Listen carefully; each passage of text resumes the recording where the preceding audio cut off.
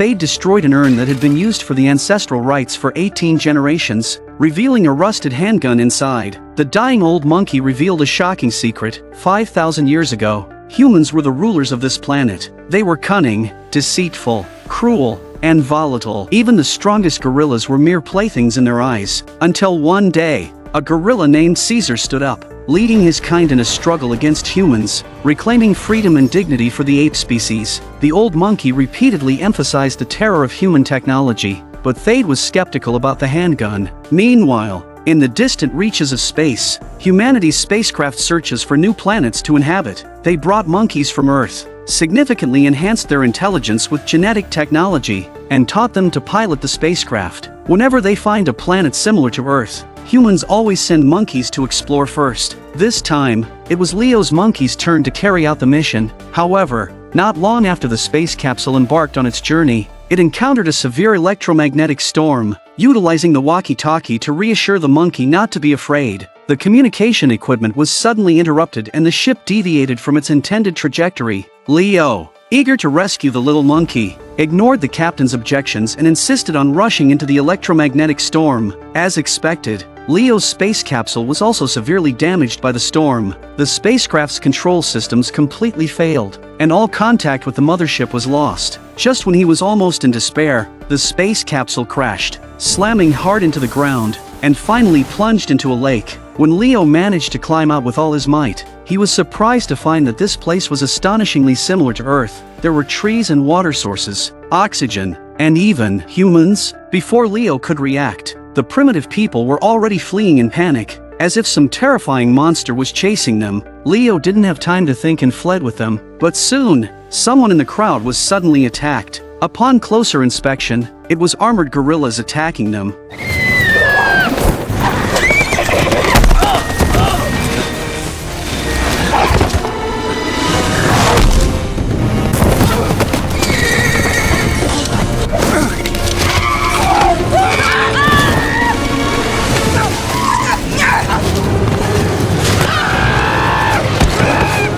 When Leo woke up, he found that everyone had become prisoners of these gorillas, rudely stuffed into cages, while the captors occasionally brandished whips, especially that gorilla, who looked at them with a face full of disdain. Just as Leo was shocked by this talking gorilla, he called for help to the others behind him. Take your stinking hands off me, you damn dirty human! And so, they were escorted back to the gathering place of the monkeys by the monkey army. After delving deeper, Leo discovered that this place was essentially a miniature nation. Although their attire was simple and they lived in caves, the monkeys had clear divisions of labor and a strict management system. They were paraded through the streets, with roadside monkeys looking on as if watching a play, until they were dragged into the slave market, where they were branded with the humiliating mark of slavery.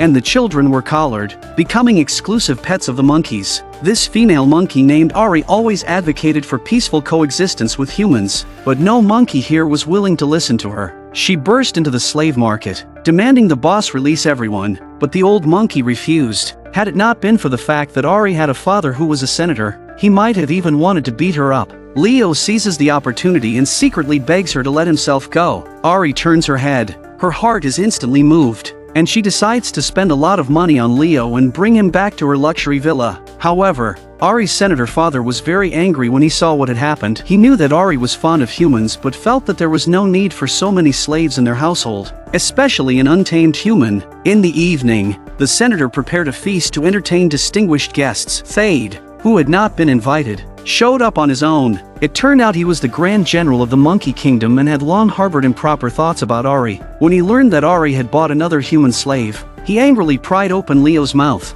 claiming it was full of dirty bacteria. As someone who had traveled from modern civilization, Leo could not tolerate this humiliation. The father then warned that human intelligence and cruelty were equally notorious. They must strictly supervise this foreign human and must never allow to approach the forbidden area of the ape clan, where the 5,000-year-old secret of its origins is hidden. However, what Thade didn't know was that Leo and the other human slaves had already secretly escaped from the prison. Under Ari's guidance, they had successfully avoided the search troops by taking back roads and found the crash site of their spaceship. Without hesitation, Leo dived into the lake and retrieved his backup toolkit from the spaceship. He intended to contact the mothership but was surprised to find that the mothership was also on this planet. He was anxious to rejoin his team as soon as possible, but no sooner had they gone than they encountered an accident. A monkey trader with his men stopped them. Leo raised his hand and fired a shot.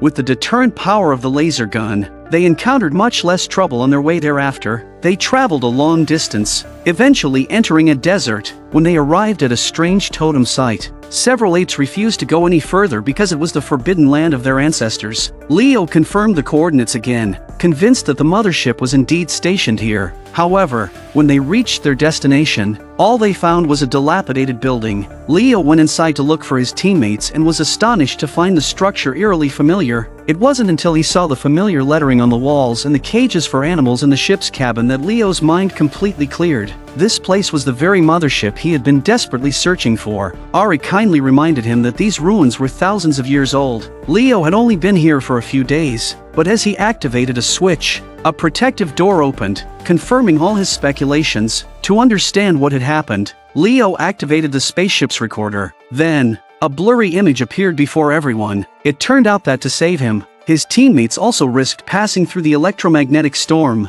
but unfortunately, they did not cross at the same time dimension as Leo. The mothership crashed 5,000 years ago, at a time when the planet was just a desert with no life. The team members had to struggle to survive here. However, the laboratory's gorillas adapted to this environment faster than humans and, possessing high intelligence, refused to continue serving as slaves. Under the leadership of a gorilla named Samos, they completely overthrew the humans. Since then, the ape species became the rulers of this planet, while humans could only hide in dark corners, barely surviving. Seeing this, Leo felt a mix of emotions, not just because his dream of returning home was shattered, but also speechless about what happened 5,000 years ago. However, when he dejectedly walked out of the mothership, he found thousands of humans gathering here. It turns out that the story of Leo's resistance against the monkeys had spread, and his spirit inspired countless humans in desperate situations. Thus, they came to join him. Leo urged everyone to leave quickly, as these unarmed humans were no match for the well-equipped gorilla army, but everyone remained indifferent. Leo felt a bit discouraged. His once relied upon high-tech equipment had now become a pile of rubble. How could he save these poor humans? Meanwhile, Thade runs to blackmail the senator and will guarantee the safety of its daughter if he passes the parliamentary bill to purge the humans. Otherwise, letting that human go would mean Ari was making an enemy of the entire ape species, and she would have to live the rest of her life in disgrace. Branded as a traitor to the ape species, the senator had no choice but to agree to his demands. As night fell, the monkey army began to assemble. Even the royal guard was conscripted in full. The massive force charged into the forbidden zone, aiming to exterminate all humans. At the command, thousands of monkeys charged like wild horses breaking free from their reins. In contrast, the human camp was pitifully small and solitary. Seeing the opposing army pressing in, they turned and ran in panic. At the critical moment, Leo quickly pressed the remote control.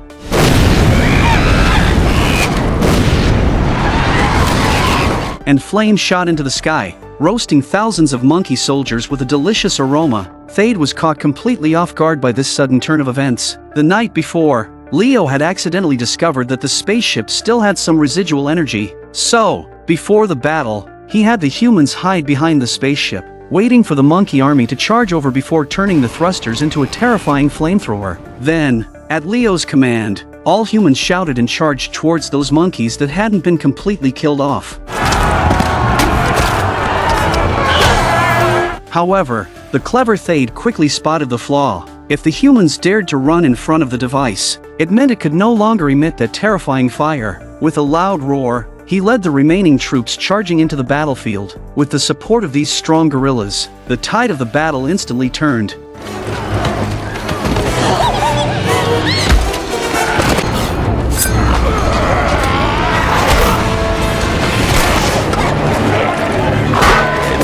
Even Leo was thrown dozens of meters away. Thade looked at the man before him with intense hatred, wishing he could immediately have him hacked to pieces. Just then, a loud noise came from the sky, followed by a dazzling light streaking across, causing all the monkeys to collectively look up in awe. a human spacecraft slowly landed on the ground, and when the hatch opened, it revealed the little monkey that Leo had initially nurtured. All the apes were shocked at this sight. They knelt down, worshipping the little monkey as a divine being, for it had been passed down by the older generations that their monkey ancestor had come from the sky. Thade had thought the monkey ancestor would come to support them, but to his dismay, it ignored its own kind and appeared weak and docile beside Leo. Enraged, Thade charged forward. Leo was about to go after him when he was tackled by Thade and fell into the cabin immediately afterward. Thade aimed to beat Leo to death, but the little monkey came to its master's aid and was flung away by the Thade. Leo takes the opportunity to grab his pistol and fire several shots at Thade, but Thade dodges the bullets with his nimble maneuvering and even takes the opportunity to get close enough to knock the gun out of Leo's hand.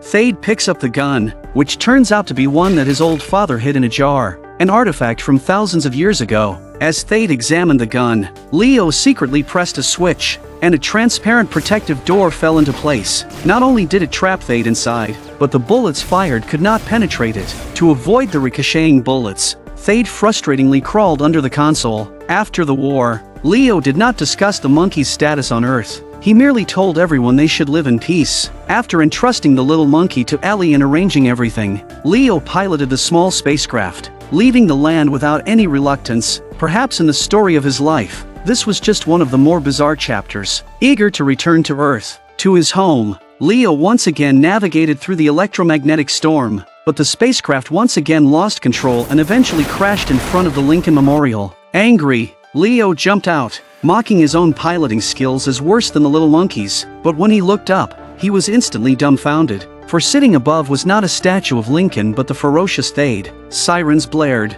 and countless police cars surrounded the area, but all were manned by monkeys. Leo stood alone at the entrance, humans seeming so insignificant at this moment. What on earth had happened?